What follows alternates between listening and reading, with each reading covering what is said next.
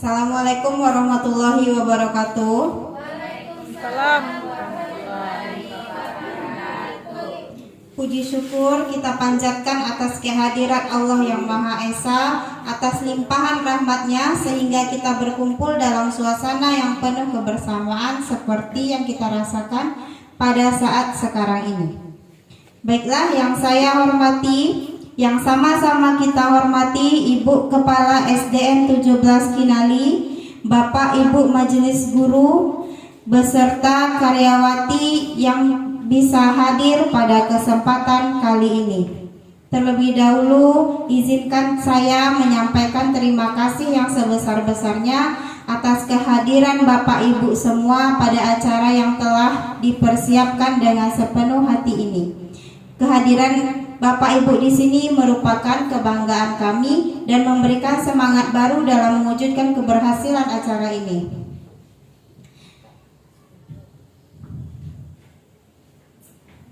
Melalui acara ini, saya berharap dapat saling berbagi pengetahuan, pengalaman, serta mempererat tali persaudaraan di antara kita semua.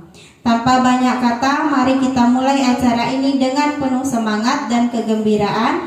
Saya yakin acara ini akan menjadi sarana yang bermanfaat bagi kita semua. Baiklah, kita masuk ke dalam susunan acara kegiatan pengimbasan budaya positif Sabtu 24 Agustus 2024. Yang pertama, pembukaan yang sedang berlangsung. Yang kedua, pembacaan ayat suci Al-Quran oleh Ibu Dismawati. Kepada Bu Dis, kita persilakan waktu dan tempat.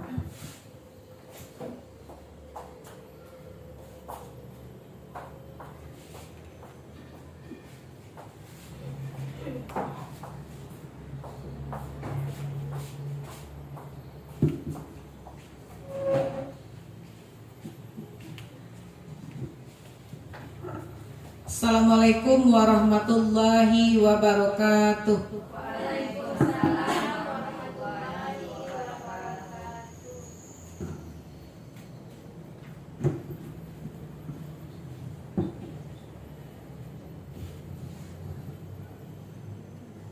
A'udzu billahi minasy syaithanir rajim. Bismillahirrahmanirrahim.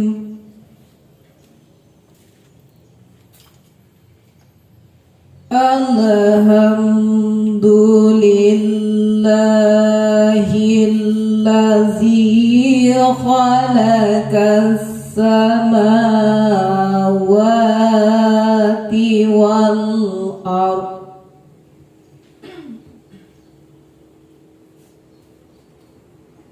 wa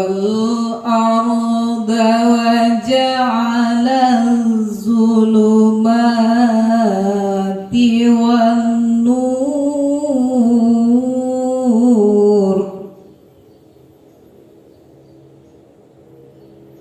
thumma alladhina kafaru bi rabbihim ya'dilun.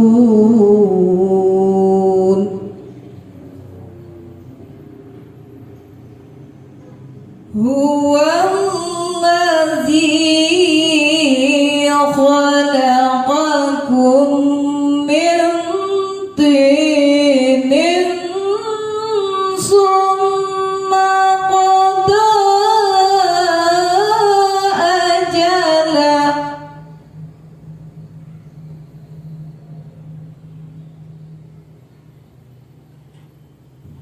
wa ajalun musamman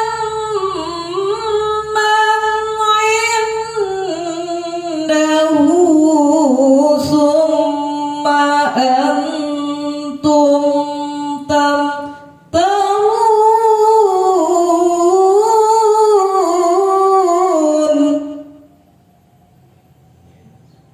wa huwa Allahu fis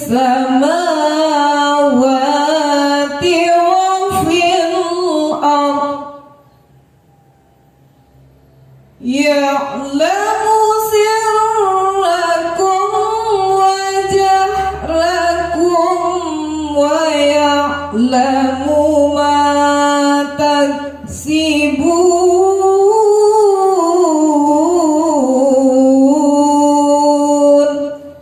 Sadaqallahul azim. Assalamualaikum warahmatullahi wabarakatuh.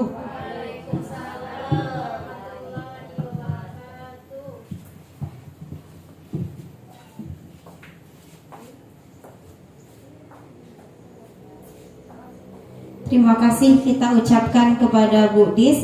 Acara selanjutnya menyanyikan lagu Indonesia Raya yang dipimpin oleh Ibu Setri Derina.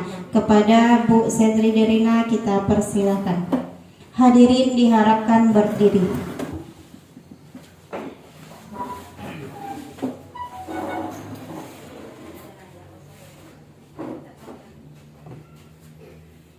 Hiduplah Indonesia Raya.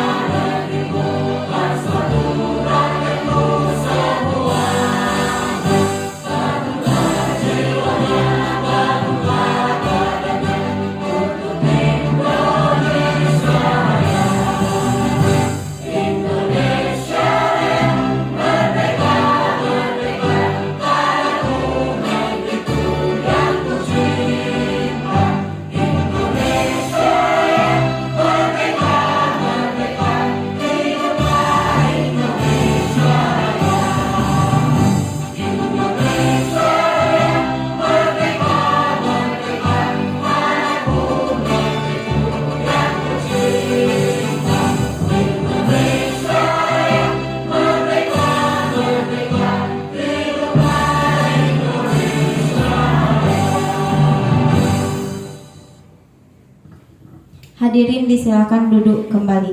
Terima kasih kita ucapkan kepada Ibu Setri Derina. Acara selanjutnya sepatah kata dari Ibu Kepala SDN 17 Kinali. Kepada Ibu Kepala kita persilakan waktu dan tempat.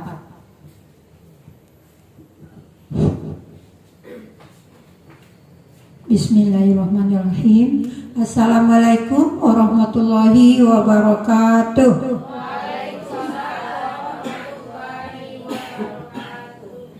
Puji syukur kita panjatkan kehadirat Allah Subhanahu wa taala yang mana dengan rahmatnya kita telah sampai ke sekolah kita ini untuk menghadiri acara di sekolah yang kita cintai ini. Selawat beriring salam tidak bosan-bosannya kita kirimkan kepada Nabi Muhammad SAW yang berupa Allahumma sholli ala Muhammad wa ala ali Sayyidina Muhammad.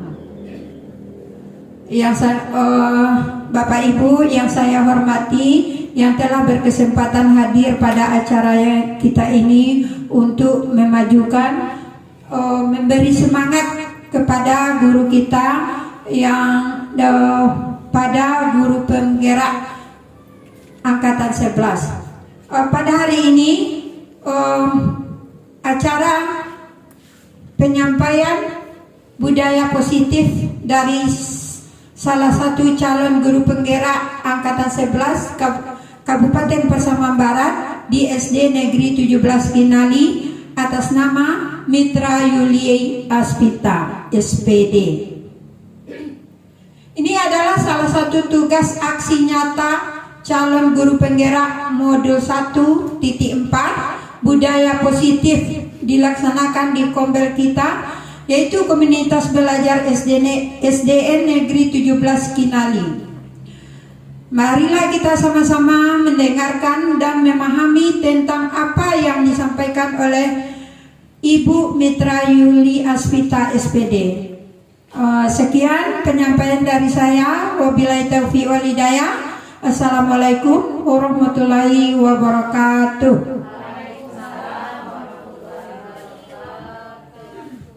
Terima kasih kita ucapkan kepada Ibu Kepala SDN 17 Kinali. Acara selanjutnya, materi implementasi budaya positif di lingkungan SDN 17 Kinali Kabupaten Pasaman Barat oleh calon guru penggerak angkatan 11 atas nama Ibu Mitra Yuli Asvita SPD. Kepada Ibu Mitra, waktu dan tempat kami persilahkan.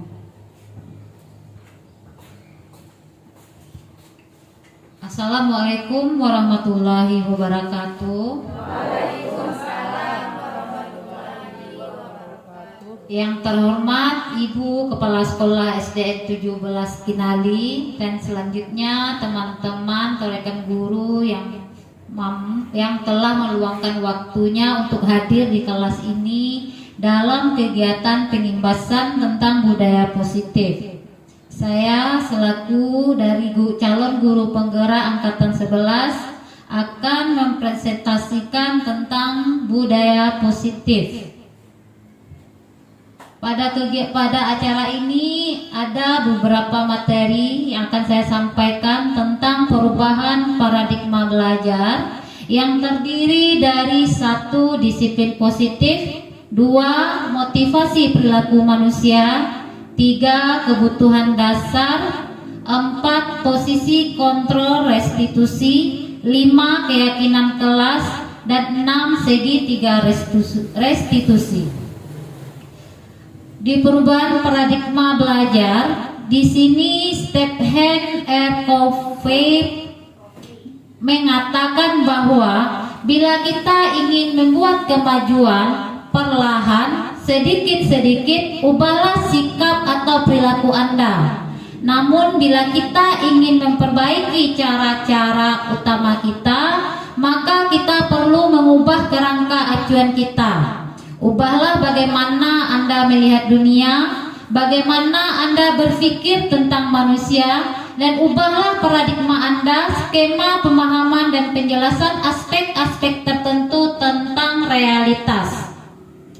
Berdasarkan dari bagaimana kita menilai bagaimana dunia atau tanggapan kita, di sini ada sebuah tabel tentang perubahan paradigma atau dasar pemikiran yang berkaitan dengan tanggapan kita dan dikaitkan juga dengan teori kontrol. Yang pertama di sini tanggapan pertama, realitas atau kebutuhan kita sama.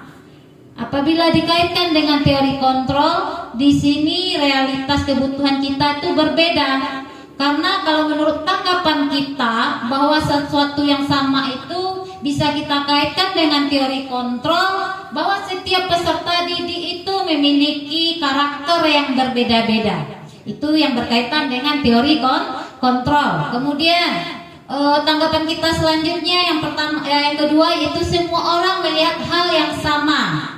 Tetapi menurut teori kontrol, setiap orang itu memiliki gambaran yang berbeda.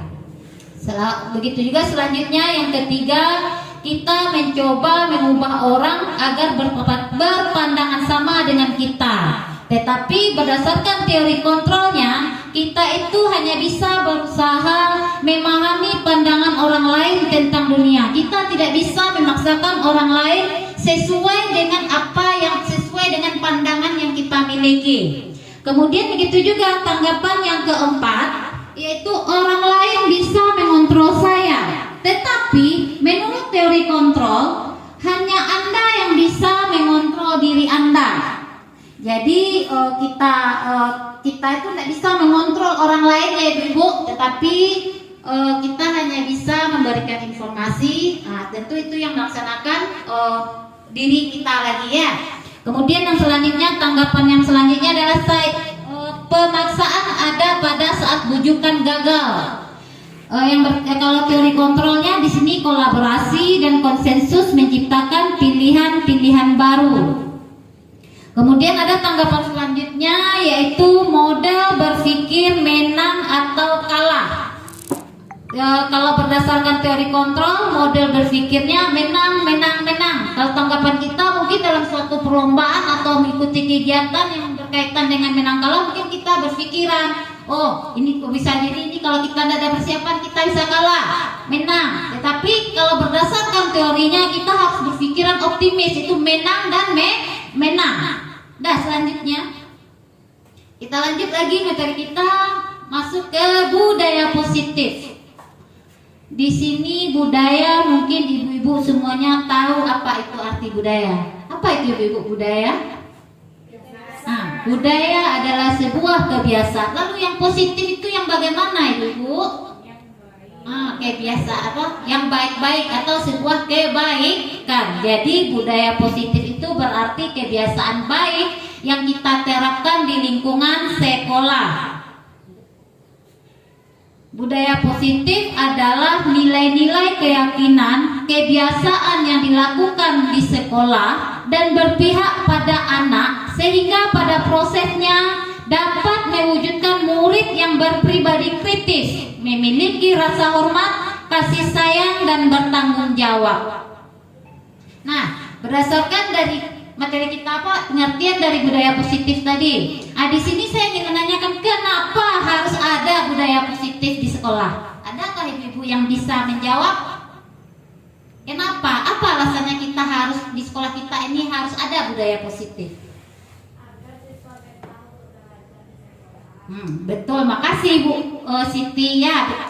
Agar sekolah kita betah di sekolah. Berarti budaya positif ini berarti kita menciptakan lingkungan yang nyaman, yang tenang dan aman untuk siswa atau murid-murid kita. Nah, di sini latar belakangnya adalah untuk menciptakan suasana pembelajaran yang kondusif. Maka pendukungnya adalah suasana positif. Dengan adanya suasana positif, guru dan murid akan menemukan kondisi pembelajaran yang menyenangkan tanpa ada beban.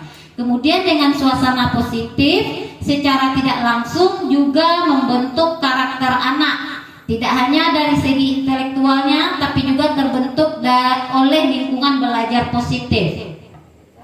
Di sini ada beberapa pertanyaan pemantik. Yang pertama, apakah hukuman dapat mendisiplinkan anak? Ya, dapat ya. Tetapi apakah hukumannya itu akan bertahan lama? Nah, berarti anak-anak di sini dia mungkin ya bisa mendisiplinkan anak. Tetapi anak akan disiplin apabila dia dibayangi, apabila tidak dilaksanakan maka mungkin akan kena hukum. Jadi disiplinnya itu hanya takut kena hukum. Nah, kemudian pertanyaan pemantiknya yang kedua, pemberian hukuman dengan hal positif seperti membaca atau membersihkan halaman sekolah dapat meningkatkan disiplin anak. Apakah dapat, ibu-ibu? Apakah bisa mendisiplinkan anak? Bisa. Nah, kemudian selanjutnya, apakah memberi penghargaan dapat meningkatkan motivasi belajar anak?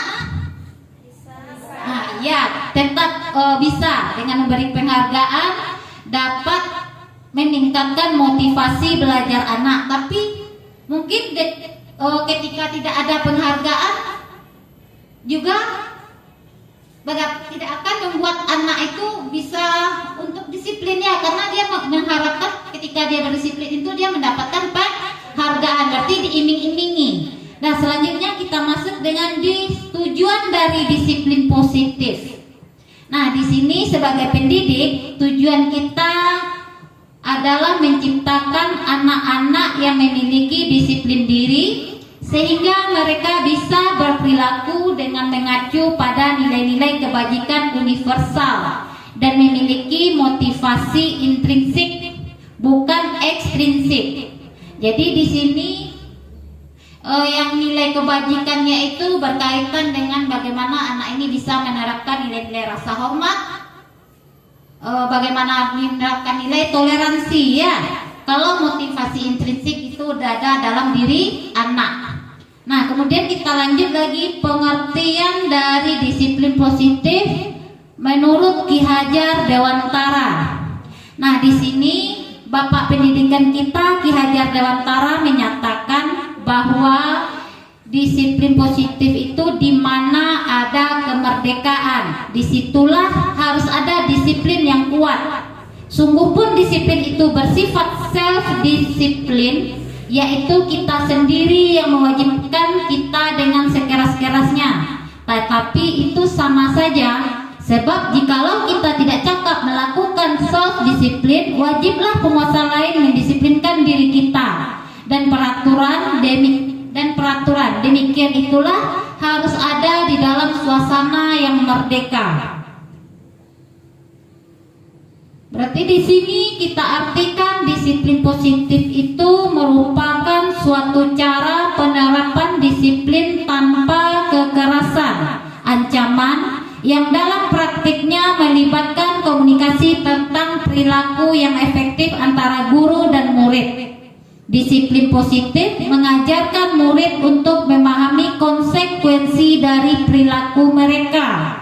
Dan selain itu mengajarkan murid tentang tanggung jawab serta rasa hormat dan berinteraksi dengan lingkungannya. Jadi, disiplin positif adalah penerapan disiplin yang bertujuan untuk menumbuhkan kesadaran serta memberdayakan murid untuk melakukan sesuatu tanpa sogokan, ancaman maupun hukuman.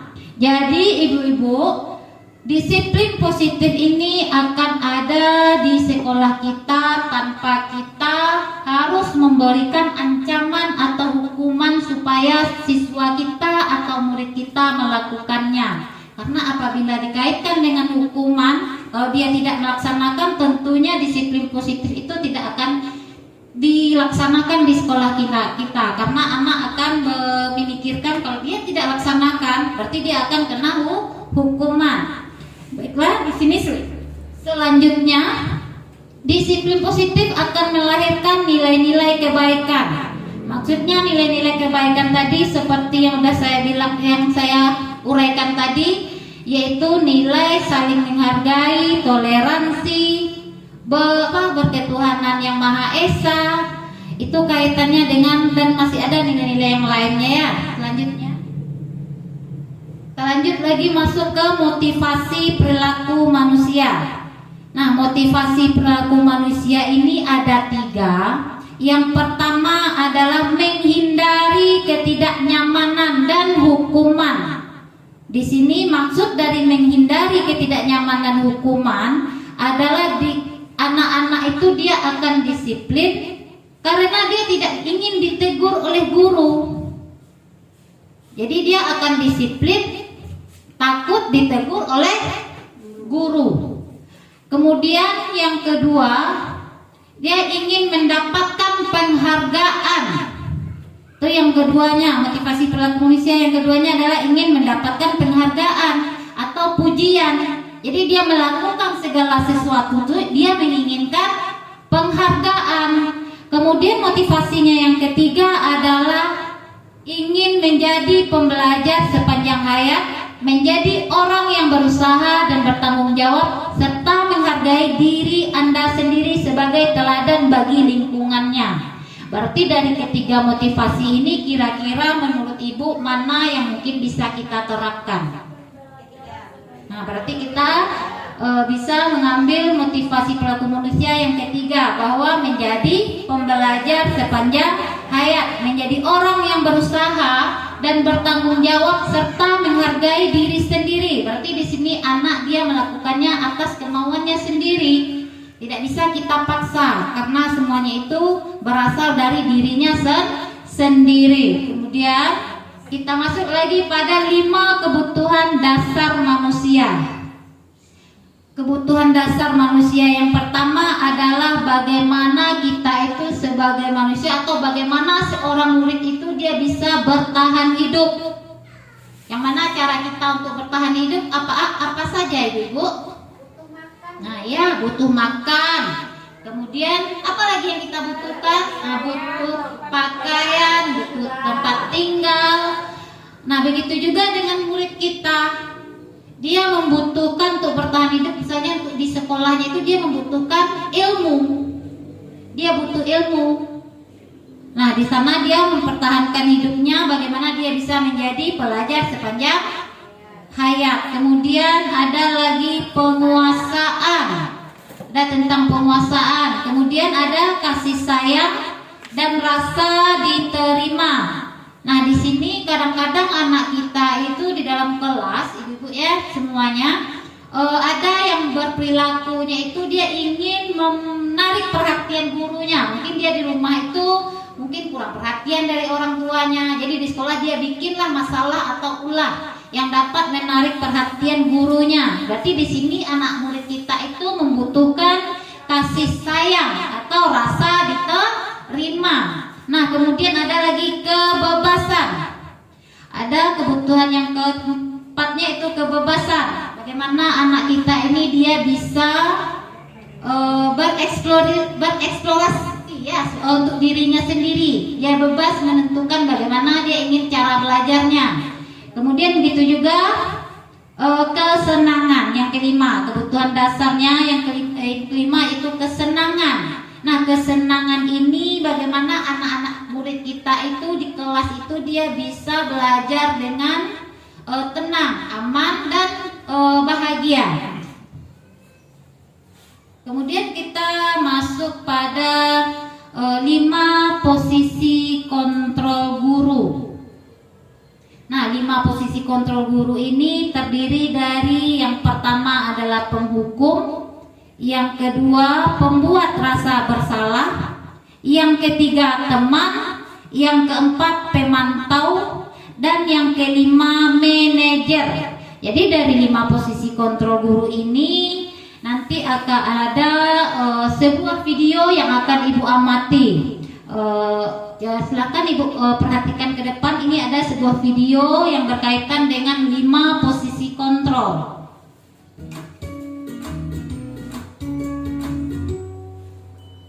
Salam bahagia ibu dan bapak guru hebat. Dalam penerapan disiplin positif restitusi, salah satu program yang dikembangkan adalah 5 posisi kontrol. 5 posisi kontrol dalam restitusi adalah proses perjalanan seorang pendidik agar dapat mengenali dirinya. Pada video kali ini, kita akan membahas tentang 5 posisi kontrol yang dikembangkan oleh Diane Gosser dan contoh penerapannya.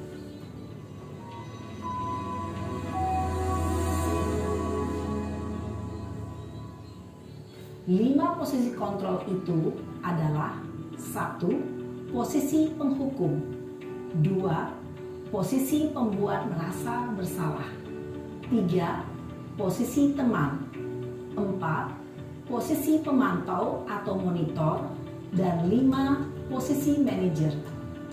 Untuk lebih memahami kelima posisi tersebut, mari kita saksikan kasus Naren yang terlambat hadir 20 menit di sekolah dan melihat bagaimana kelima posisi kontrol dalam menghadapi masalah tersebut.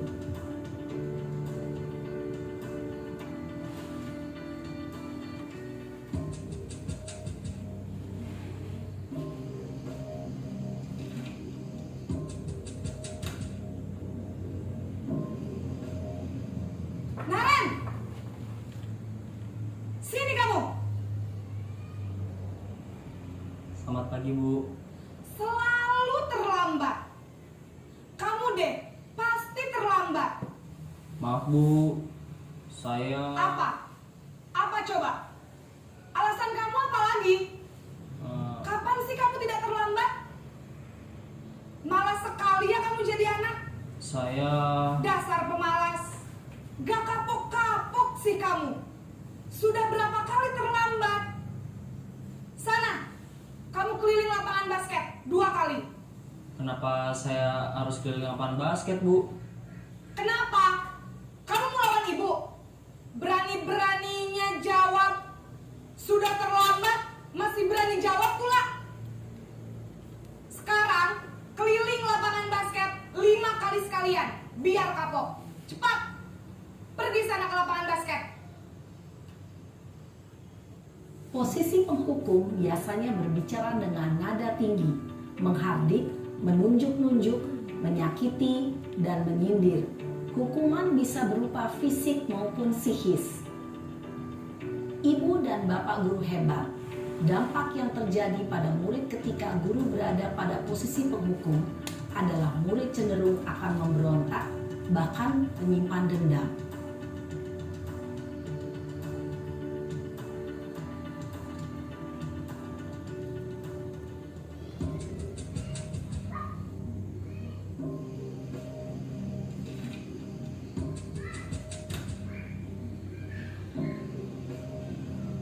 Naren!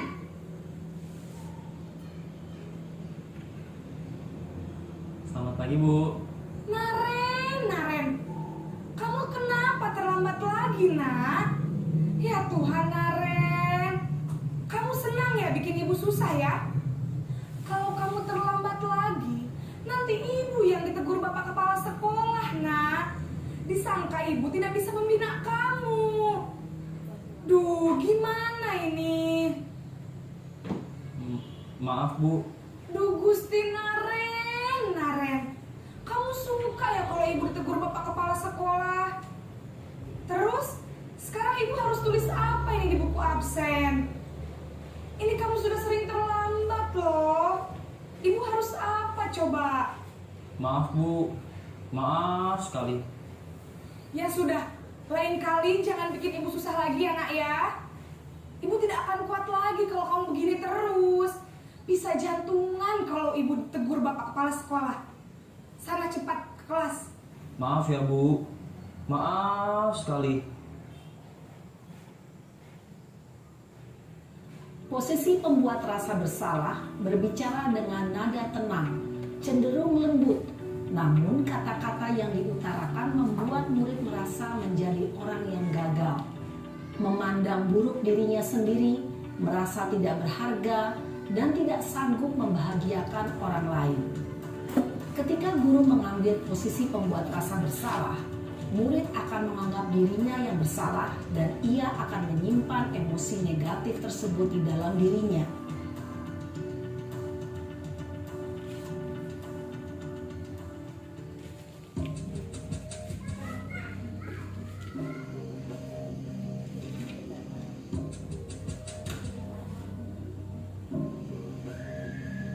Naren!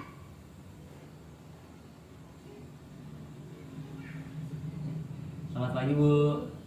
Wah, sudah jam berapa ini, nak? Terlambat lagi ya, sayang. Iya, Bu. Habis ibu saya lupa bangunkan saya, Bu. Kamu malah menyalahkan ibu kamu. Kamu bukannya anak yang larinya paling kencang. Kok terlambat sih? Iya, Bu. Saya memang terlambat bangun tadi. Jadi, biarpun saya lari kencang, tetap gak kekejar, Bu. Ya sudah sana. Nanti lain kali larinya lebih kencang lagi ya. Biar gak terlambat lagi. Bikin seneng ibu. Demi ibu. Bisa kan? Bisa lah, Bu. Ya sudah sana masuk kelas. Ibu beresin urusan absen kamu. Kamu ini ada-ada saja. Dalam posisi teman, guru berbicara dengan nada suara ramah, akrab, cenderung bersenda gurau untuk menjaga suasana tetap santai. Murid akan merasa senang, aman, dan akrab dengan guru. Identitas yang tercipta adalah identitas sukses atau berhasil. Namun, perlu diingat, karena ini masih dorongan eksternal, maka ada faktor ketergantungan dari murid kepada orang tertentu. Di sini guru absennya, sehingga di lain waktu murid bisa berperilaku baik, namun hanya kepada orang-orang tertentu saja.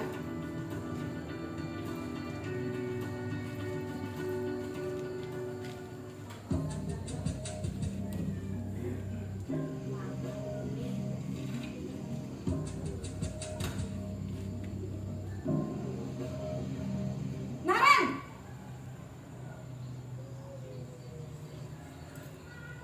Selamat pagi, Bu. Naren, apa peraturan sekolah kita tentang jam berapa kita harus masuk sekolah, nak?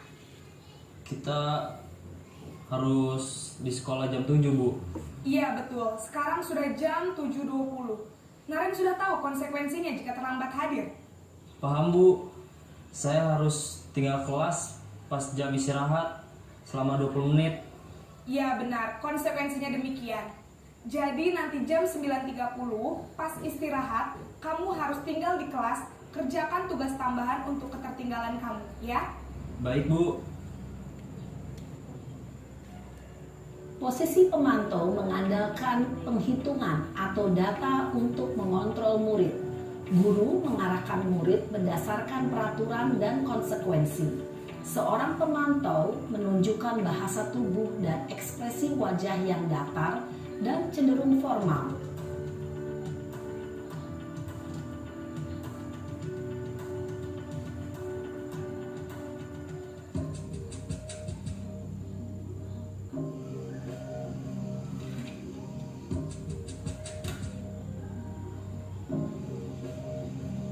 Naren!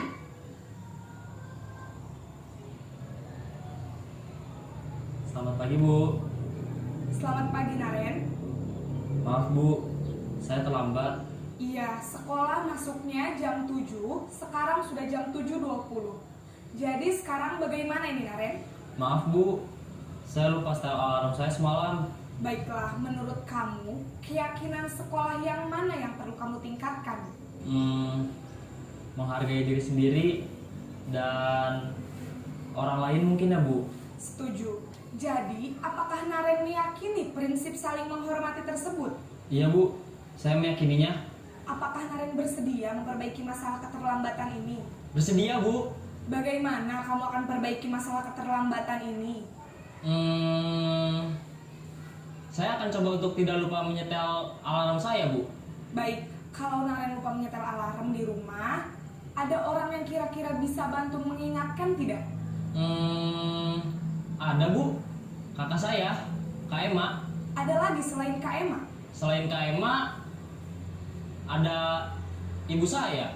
Baik, jadi yang mengingatkan Naren adalah Kak Ema dan ibu kamu ya? Kira-kira akan mulai setel alarm kapan nih, Naren? Setelah pulang sekolah, akan segera saya lakukan.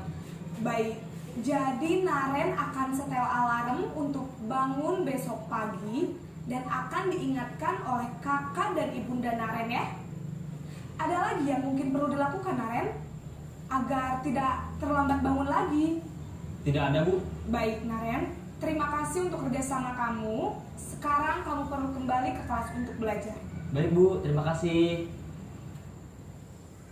Posisi manajer adalah posisi kontrol yang disarankan untuk membimbing murid memiliki sikap disiplin yang positif, yaitu murid yang mandiri, bertanggung jawab, dan dapat memecahkan masalah. Tujuan dari posisi ini adalah agar murid dapat berefleksi atas tindakannya.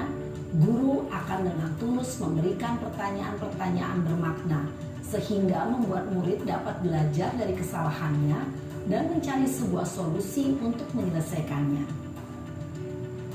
Ibu dan bapak guru hebat setelah mengamati adegan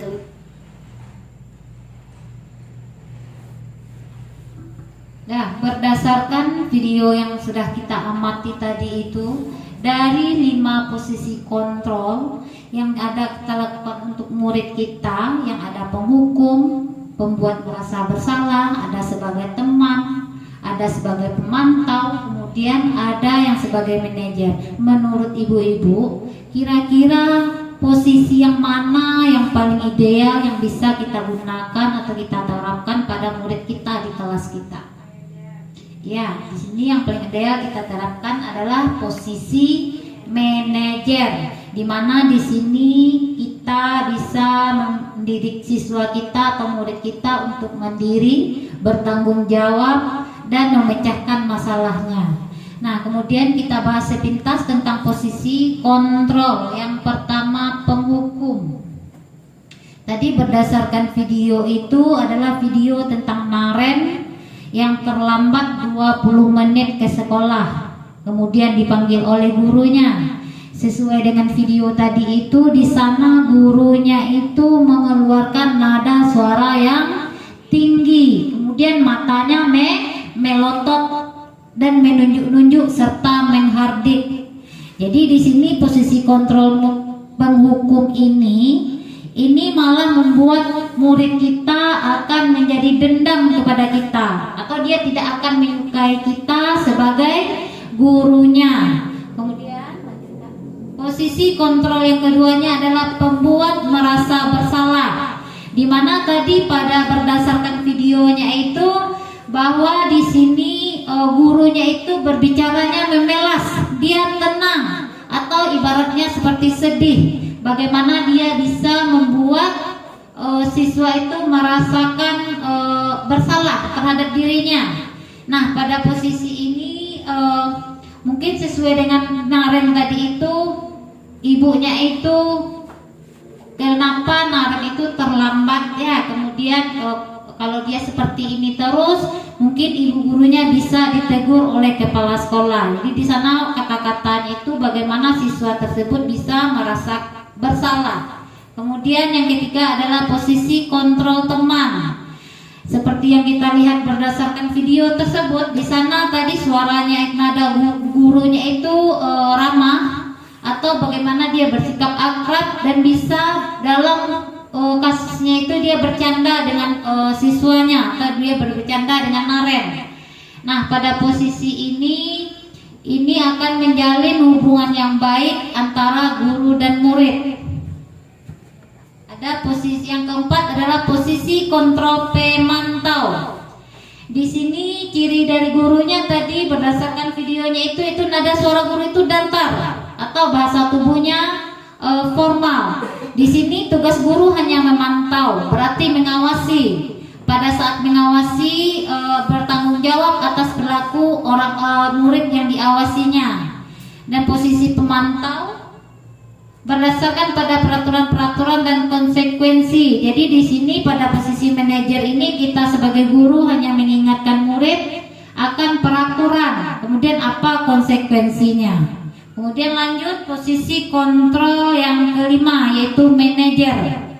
Nah, pada posisi terakhir ini adalah posisi di mana guru itu berbuat sesuatu bersama dengan murid, mempersilakan murid mempertanggungjawabkan perilakunya, mendukung murid agar dapat menemukan solusi atas permasalahannya sendiri.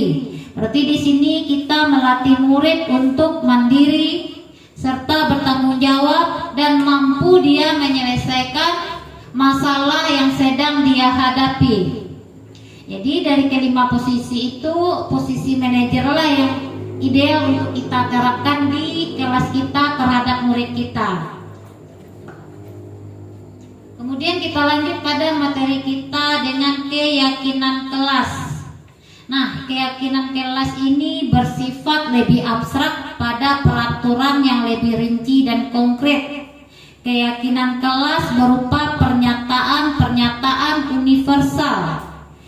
Yang ketiga, pernyataan keyakinan kelas senantiasa dibuat dalam bentuk kalimat positif. Kemudian keyakinan kelas hendaknya tidak terlalu banyak sehingga mudah diingat dari dan dipahami oleh semua warga kelas. Keyakinan kelas sebaiknya sesuatu yang dapat diterapkan di lingkungan tersebut. Kemudian semua warga kelas hendaknya ikut berkontribusi dalam pembuatan keyakinan kelas lewat kegiatan curah pendapat dan bersedia meninjau kembali keyakinan kelas dari waktu ke waktu. Nah, ini adalah contoh kesepakatan kelas atau keyakinan kelas yang saya buat di kelas saya, yaitu kelas 6. Yang pertama, menggunakan kata menjaga kebersihan, disiplin dan tepat waktu, saling tolong-menolong, berkata sopan, serta saling menghormati. Di sini ada perbedaan antara peraturan dan keyakinan kelas. Menurut Ibu, apa kira-kira perbedaan antara peraturan dengan keyakinan kelas? Adakah ibu-ibu yang bisa memberikan pendapatnya? Apa kira-kira perbedaan antara peraturan dengan keyakinan?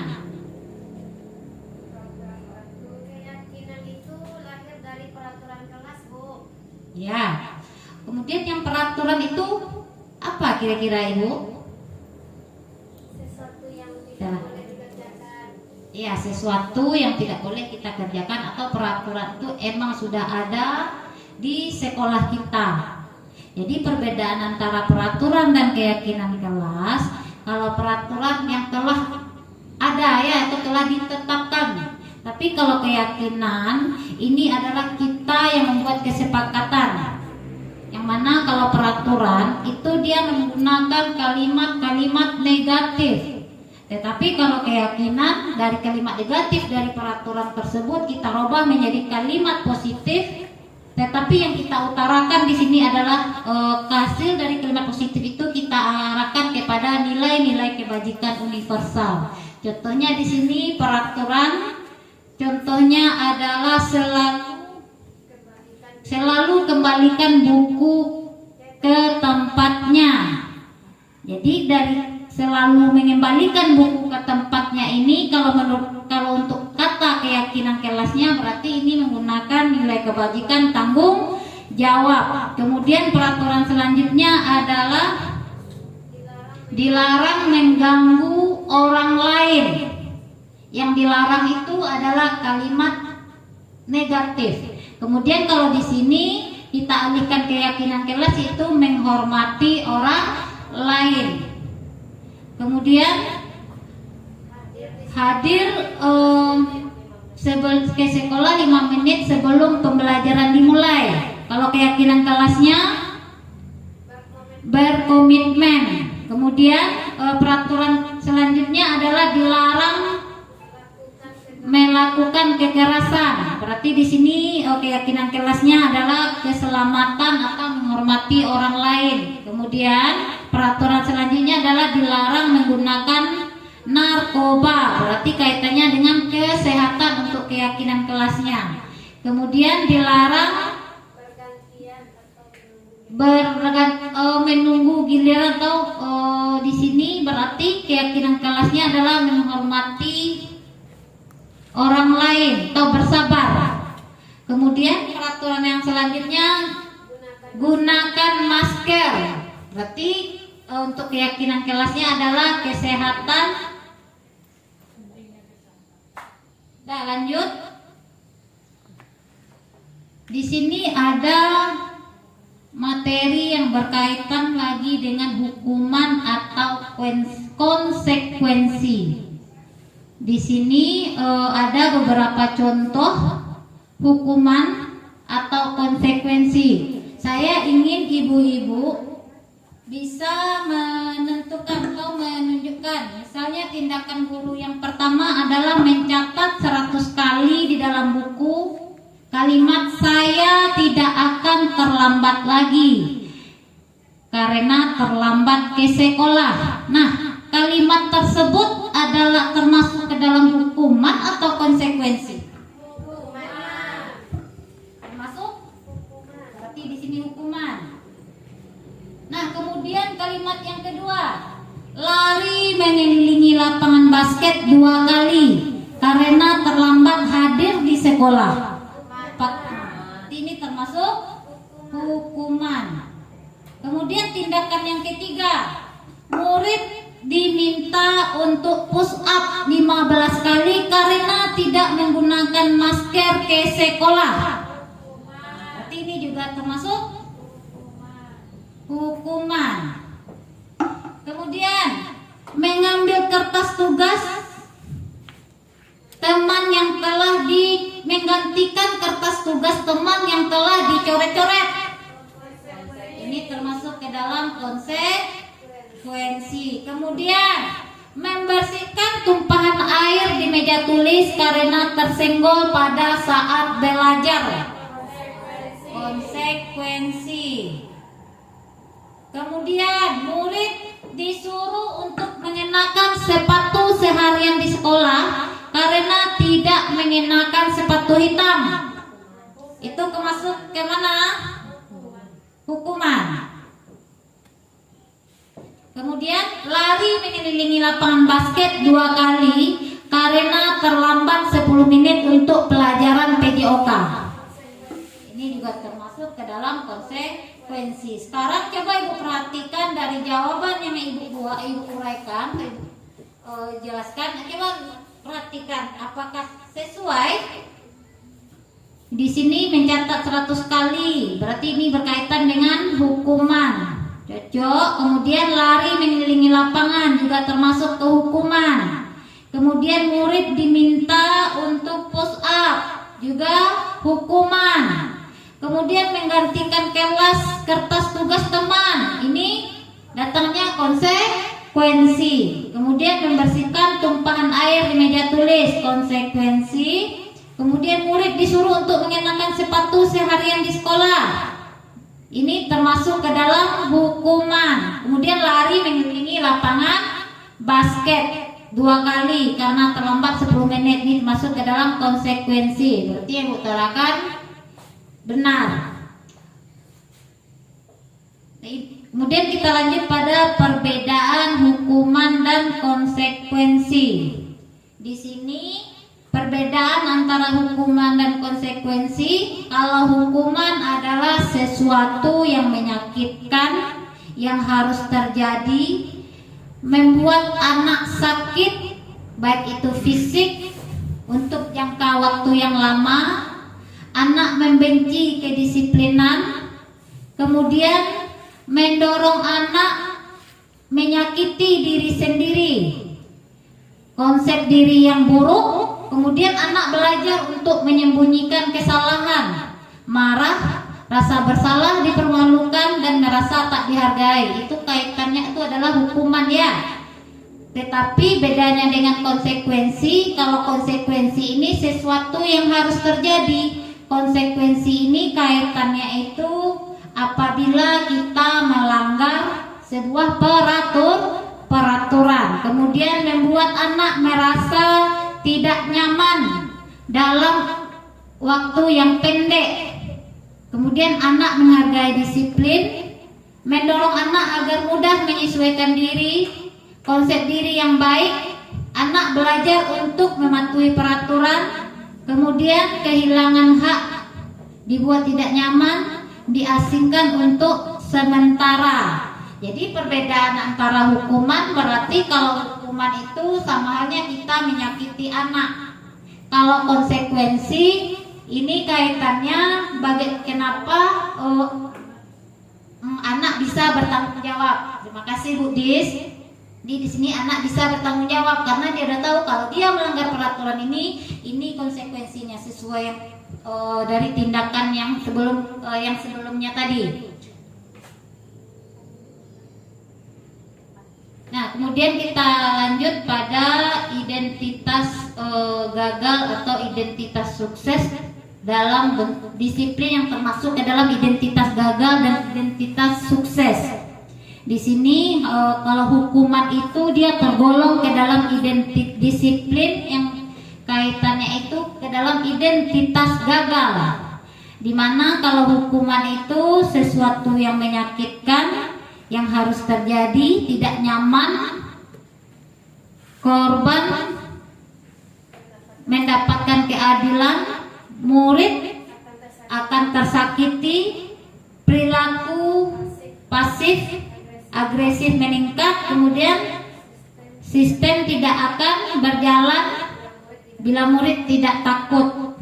Berarti untuk hukuman ini termasuk ke dalam disiplin identitas gagal. Kemudian kita masuk lagi disiplin dalam bentuk identitas sukses. Ini tergolongnya ke dalam bentuk konsekuensi dan restitusi. Yang mana konsekuensi itu sesuai seperti yang kita bahas tadi, sesuatu yang harus terjadi. Walaupun kita membuat anak tidak nyaman itu dalam jangka waktu yang pendek. Kalau restitusi ini merupakan pilihan, ini menguatkan bentuk murid dalam jangka waktu yang panjang. Korban mendapatkan ganti, murid mendapatkan penguatan, masalah terpecahkan, dan murid belajar bertanggung jawab untuk perilakunya. Jadi untuk konsekuensi dan restitusi itu termasuk ke dalam disiplin identitas sukses.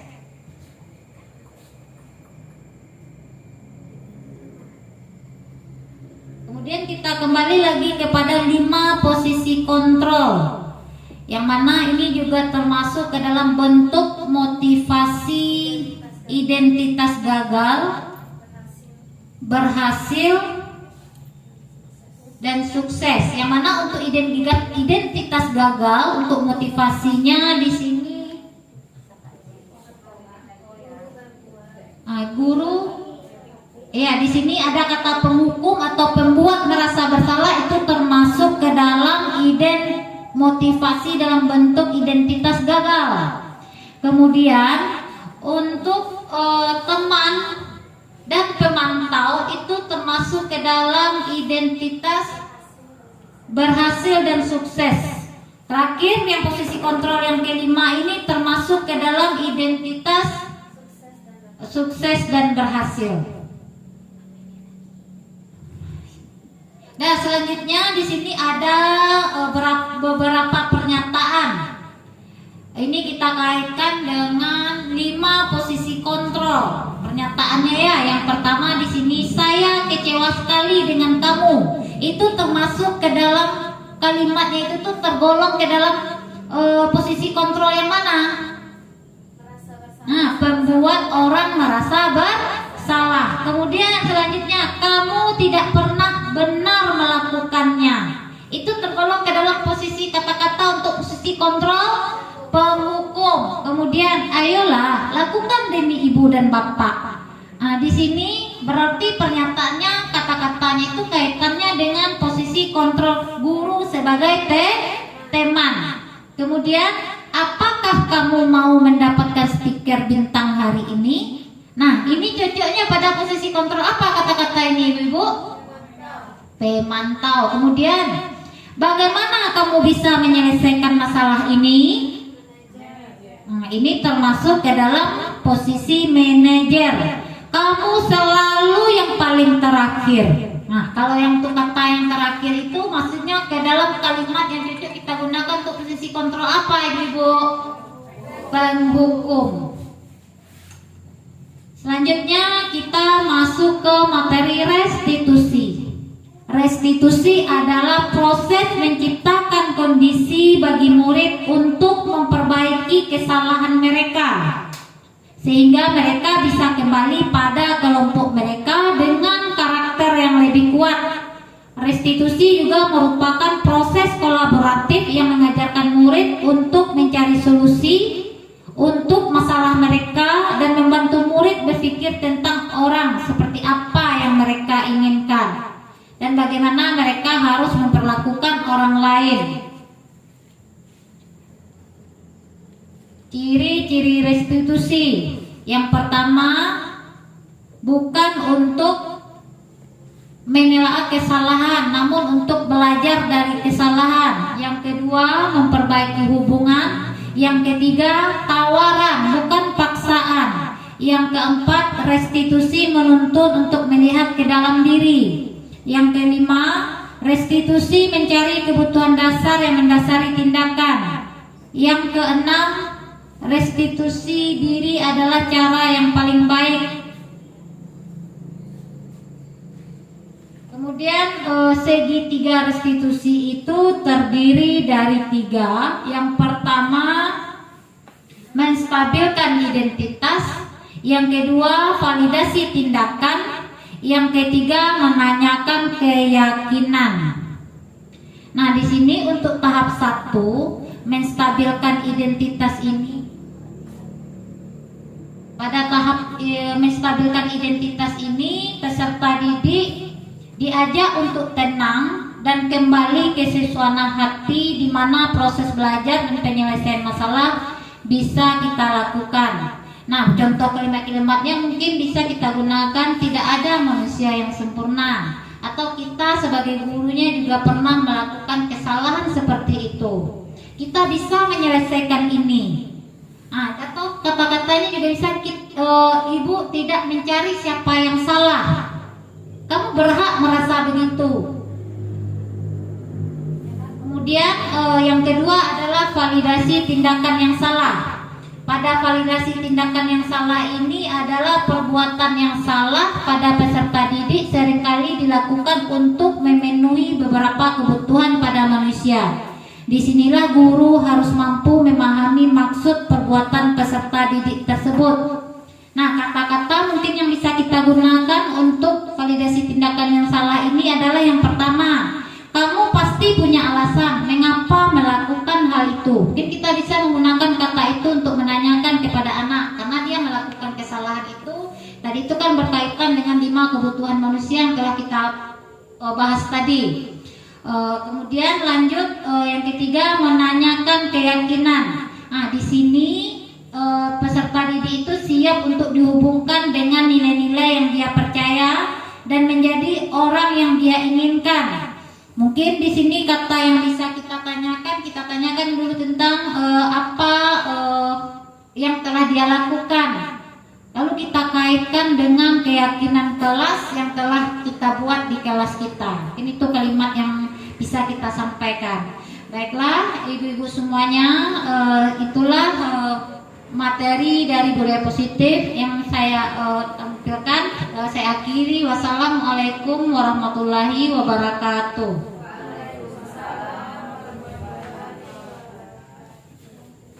Terima kasih kita ucapkan kepada pemateri yang telah menyajikan presentasi yang sangat bermanfaat hari ini.